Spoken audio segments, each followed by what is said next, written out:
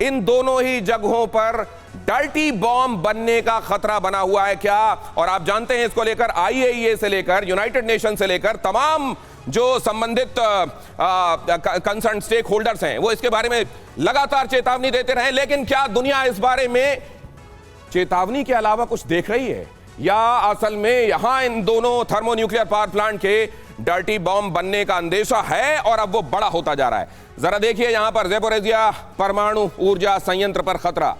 फरवरी में यूक्रेन ने रूस पर हमला किया था, उसके बाद से यही समझा जा रहा था और बहुत जल्दी, क्योंकि बेलारूस के रास्ते सेनाएं गई थी तो चेर्नोबिल तो बहुत जल्दी कब्जे में आ गया था। इधर क्या हुआ था, ज़ेपोरिज़िया परमाणु संयंत्र में मार्च में संयंत्र पर रूस का कब्जा हो गया था। IAEA ने अप्रैल में रेडिएशन के खतरे का अलर्ट साउंड कर दिया था और यह कह दिया था कि क्रॉस फायर में अगर ज़ेपोरिज़िया का यह परमाणु प्लांट फंसा तो दुनिया इसकी जद में आएगी, यूरोप तो आएगा ही। बाइडेन ने की थी ज़ेलेंस्की से बातचीत, ज़ेलेंस्की ने यूनाइटेड नेशंस में सुरक्षा का मुद्दा उठाया था।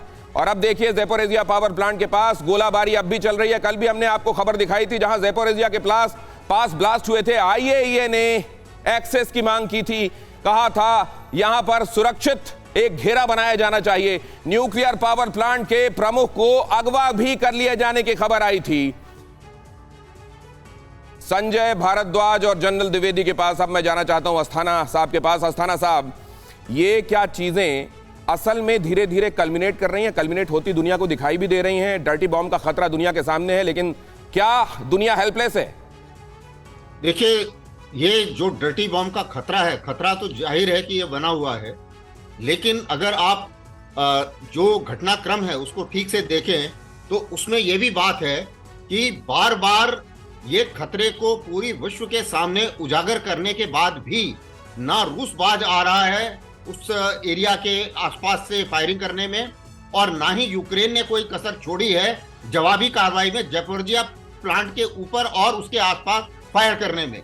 इसका मतलब ये है कि बाकी लोग इतनी हल्ला गुल्ला होने के बाद भी शायद ये मानकर बैठे हैं कि डायरेक्टली उस प्लांट के ऊपर हमला नहीं होगा और ये न्यूक्लियर वॉर नहीं छिड़ेगी, और ये सारा का सारा जो दबाव है ये उसको जो वॉर में एक अपना पलड़ा भारी करने के लिए किया जा रहा है।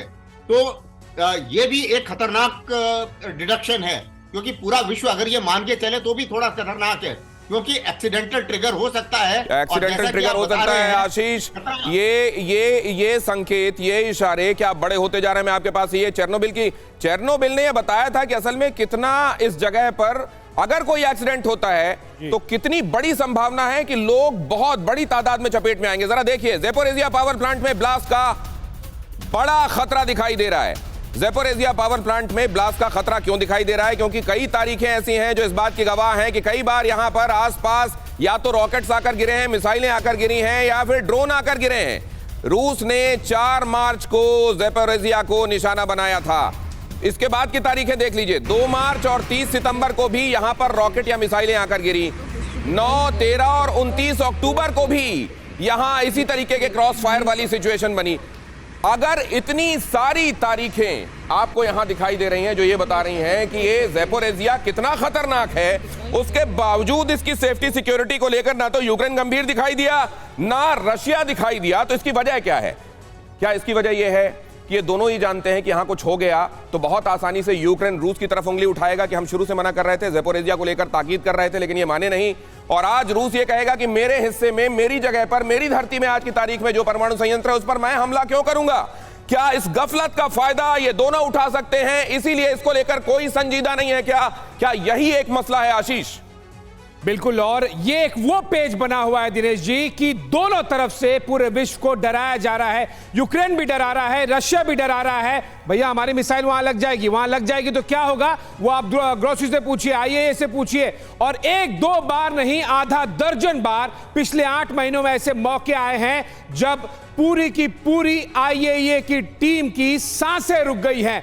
न्यूक्लियर पावर प्लांट के नजदीक जाकर, ये कोई आम हाइड्रो पावर प्लांट नहीं है, ये ज़ेपोरिज़िया न्यूक्लियर पावर प्लांट है जिसमें 6 रिएक्टर हैं। आए दिन ये बैकअप पावर पर चला जाता है, जेनसेट पे चला जाता है। इमेजिन कीजिए एक nuclear power plant diesel petrol के जेनसेट से बैकअप पे चल रहा हो, यानी कि वो कितना ज्यादा लाइन ऑफ फायर में आ रहा है। ये एक वो वेपन है, एक वो इनडायरेक्ट वेपन है दिनेश जी, जो लगातार दोनों तरफ से एक्सप्लॉइट किया जा रहा है। क्या जब ये कहा जाता है आशीष, हम भी क्या जब इस समय चर्चा हुई, दुनिया ने कहा dirty bomb dirty bomb dirty bomb, लोगों के दिमाग में ये नहीं आया होगा वो ट्रेडिशनली जो डर्टी बॉम्ब बनाया जाता है वो आया होगा, एक्चुअली ये डर्टी बॉम्ब है क्या जो बने बनाए बैठे हुए हैं।